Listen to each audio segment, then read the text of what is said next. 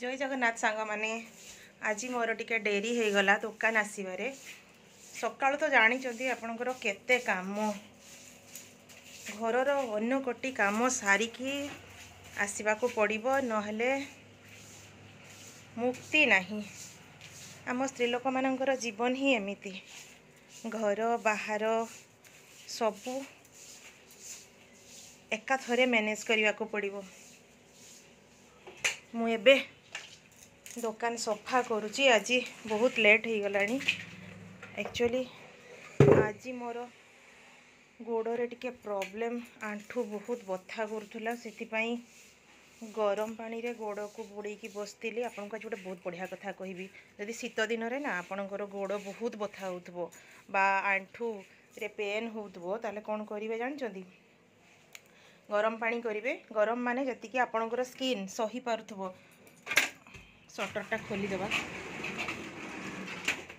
आपन स्किन जी गरम सही पारुथबो सेतिकी एरो गरम पानी नेबे ता सहित टिके लुण पकेबे माने एतिकी खंडे लुण पकेबे लेंबू पकेबे। लेंबूर काम होची आपणकर गोड़ को सफा करिवो जो मैला दाग सब लगी नथिबो कि से सब सफा करदबो।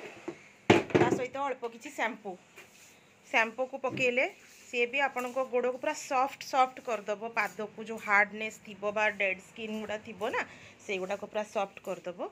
आउ गोड़र जो बथा थी लेंबू पड़े बथा भी काटिदब।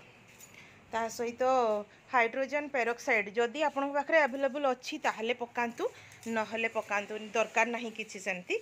किंतु जो मैंने पार्लर रे पेडिक्योर बा मैनिक्योर करती से माने मेनली हाइड्रोजन पेरोक्साइड ही यूज करती। आपण चाहिए भी करें।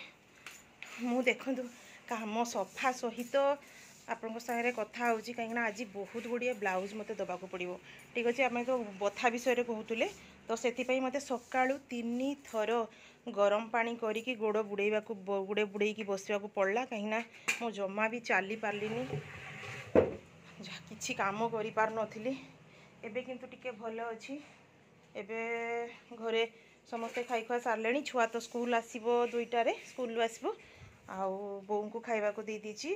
रहा मोर हजबैंड से तो खाई बाहरी गले किसी प्रॉब्लम नहीं खाइले बाहरी गले फेर आसबे जाकि संध्या 6:30 ରୁ 7 भितर आसबे से समय मुझे काम करे। तापर पुणी जाए घर को छुआ टिफिन खाइब संध्या बेले खाई सारिकी फेर पढ़ते बसब एमती काम आउ एटा अपन ट्राई करूँ। शीत दिन जो गोड़ बथा ना आप डेली डेली करें आउ दिन में 2 थर 3 थर भी करें। बहुत गुड़े जो आंठू अंटा आउ ये जो जॉइंट पेन जंघ पाखरे सेटा सब आपंकर भल हो। आई एम सॉरी काम करू करू कथा होची कहीं आज काली सकाळ सुधा मते 5टा ब्लाउज कंप्लीट करके दबार अच्छे आ गोटे ड्रेस मैंने बुझीपे कौ स्पीड रे काम हम। पुणी आज लेट भी हो गला सका गोड़ बथा पाई।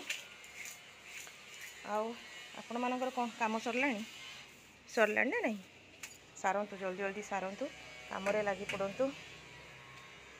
वीडियो भी बनइबार अच्छी बट टिके डेरी होची मझिरे 2 दिन बंद थिला कहीं मते टिके एडिटिंग आसुनी ना एडिटिंग शिखिया पई पड़ुचे मते हो नाही। एक्चुअली मोबाइल ले करूची मो पाखरे लैपटॉप नहीं एबे तो सेमती ताको पचारिकी करबा को पड़ुची चलीची किंतु समय आसबा मु भी परफेक्ट हो जीवी। नुआ नुआ रे सब जिन शिखापी टे टाइम लगे। जदि आपण मैंने भी यूट्यूब करूँ यूट्यूब रे वीडियो छाड़ुंट ताने तो आपण मैंने शिखी जीवे बट मु टिके शिखबारे मोर लेट हो जाने कौन पाई किंतु बहुत गुड़े जिनस मु भूली जाऊँगी माने करुँची एडिटिंग किंतु मु तापर स्टेपटा कौन हम भूली जाऊँगी से मन रखा पड़ुची।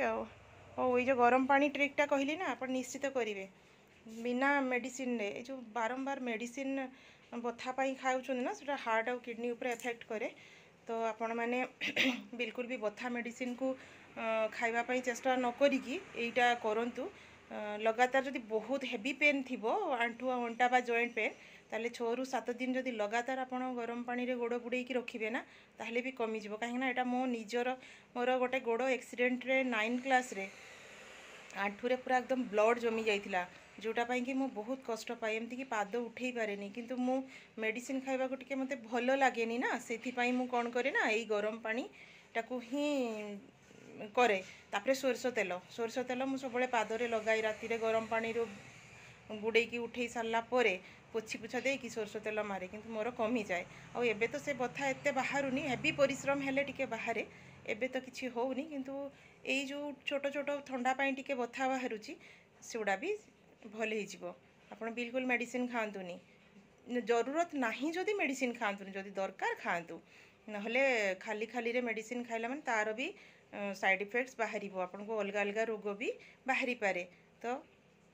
जदि मते पसंद करूछंती मो कथा को लाइक करूछन ताले प्लीज गोटे लाइक मो पई लाइक कमेंट करंतु कमेंट कले मु जानि परिबे आपण को मते किए देखुछंती और ना भी लिखंतु कोठु देखुछंती बोली ताले भी मते बहुत भलो लागिवो मो ओडिया बंधु माने सांग माने मोर भौणी माने जदि मते देखुछंती ताले प्लीज सब्सक्राइब भी करंतु धन्यवाद।